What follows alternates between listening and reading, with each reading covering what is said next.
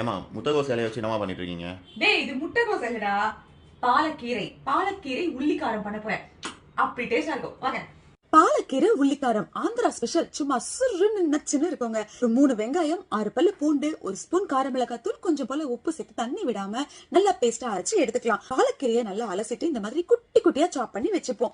இப்போ ஒரு பேனை வச்சு பிசு இல்லாத sunflower oil, vitamin A, D, இருந்தது, நோ கொலஸ்ட்ரால், ஈஸி டைஜஷன். இந்த எண்ணெயை ஊத்தி கடுகு, 1 ஸ்பூன் உளுத்தம் பருப்பு, கடலை பருப்பு, 2 காஞ்ச மிளகாய், கருவேப்பிலை எல்லாத்தையும் போட்டு நல்லா தாளிச்சு இதுல நம்ம அரைச்சு வச்ச வெங்காய பேஸ்ட் போட்டு ஒரு பரட்டி ஒரு 2 நிமிஷத்துக்கு அப்புறம் நம்ம கட் பண்ணி வச்ச கீரையும் அப்படியே சேர்த்து அப்படியே கிளறி விட்டுக்கலாங்க. இப்ப இந்த பச்சை கலர் கீரை கருப்பு கலரா மாறுற வரைக்கும் சிம்ல வச்சு இதை அப்படியே வேக விடுவோம். இப்ப பாத்தீங்களா சூப்பரா வெந்துருச்சுல. அவ்வளவுதாங்க. இதை அப்படியே இறக்கி வச்சு 1 வாரம் வச்சுக்கிட்டாலும் கெட்டே போகாது.